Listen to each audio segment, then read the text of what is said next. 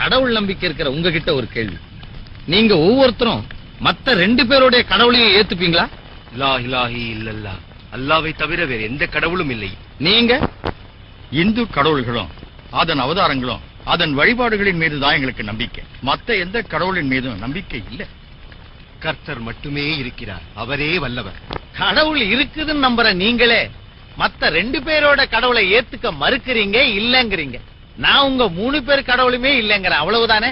அதனாலதான் கடவுளை பரப்புற மதமே தேவையில்லைன்னு சொல்றேன். ஐயா, புரியாம பேசுறீங்க.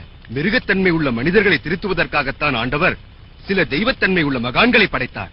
அந்த தெய்வத்தன்மை உள்ள மகான்கள் இந்த மனிதர்களை திருத்துவதற்காகத்தான் மதங்களை படைத்தார். கோடிக்கணக்கான மனிதர்களை மிருகத்தன்மையோட படைச்சிட்டு அவங்களை திருத்துறதுக்காக ஒரு சிலரை மட்டும் தெய்வத்தன்மையோட படைச்ச கடவுள் ஏன் எல்லாரையுமே தெய்வத்தன்மையோட படைச்சிருக்க வேண்டியதானே? அதை விட்டுட்டு ஒரு வேளைக்கு 2 வேலை செய்யற கடவுள் என்ன இல்லன்னா முன் யோசனை இல்லாதவனா? மதம் மனிதனை நல்வழிப்படுத்துவதற்காகத்தான் கடவுளால் உருவாக்கப்பட்டது. மனிதர்களுக்கு நல்லதா? ஐயா, மனிதனையே பிறப்பால உயர்ந்தவன் தாண்டவன் 4 ஜாதியா பிரிச்சதுதான் உங்க மதம். அதுதான் இன்னைக்கு 4000 ஜாதியா வளர்ந்து நிக்குது.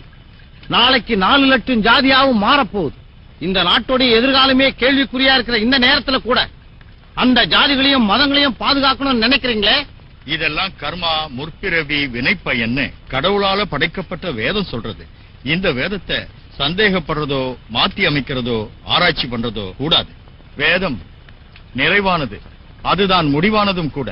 உலகத்துல தோன்றிய எல்லா கருத்துமே குறையில்லாததோ நிறைவானதோ முடிவானதோன்னு எதுவுமே இல்ல. எல்லா கருத்துக்களுமே அந்தந்த காலகட்டத்துக்கு ஏற்றபடி மறு பரிசீலனைக்கும் பரிசோதனைக்கும் உட்பட்டே ஆகணும். ஆயிரக்கணக்கான வருஷங்களுக்கு முன்னாடி விஞ்ஞான வளர்ச்சியே இல்லாத கற்காலத்துல கற்பிக்கப்பட்ட கடவுள்களையும் மதங்களையும் வேதங்களையும் சந்தேகப்படவே கூடாது, ஆராயவே கூடாது, விவாதிக்கவே கூடாதுன்னா அதுல ஏதோ பொய்யும் சூழ்ச்சியும் பித்தலாட்டும் நிறைஞ்சிருக்குதுன்னு தான் பொருள். உலகமே ஒரு சந்தை மாதிரி இருக்கு. அந்த சந்தையோட 4 பக்கமும் பல மத வியாபாரிங்க ஏன் கடவுள் சிறந்தது, ஏன் மதம் சிறந்ததுன்னு நிக்கிறான். இந்த வியாபார போட்டியால உள்நாட்டு போர்ல இருந்து உலக போர் வரைக்கும் மூழுது. நாடுகளுக்குள்ள ஒற்றுமை குறையுது. மனிதனே அழியறான். நாடு ஒண்ணு சேர முடியாம ஜாதி தடுக்குது, உலகம் ஒண்ணு சேர முடியாம மதம் தடுக்குது.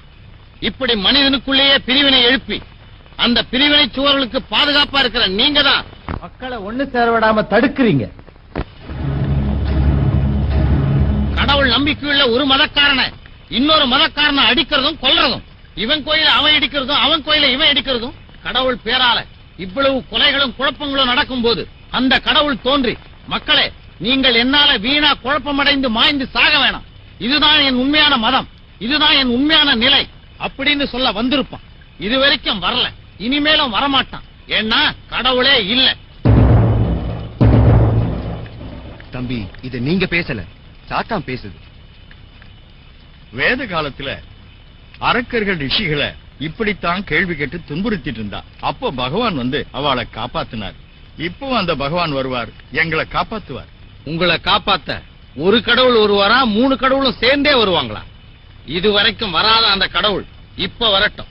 வந்து என் கேள்விகளுக்கெல்லாம் பதில் சொல்லிட்டு உங்களை காப்பாத்திட்டு போட்டோம்.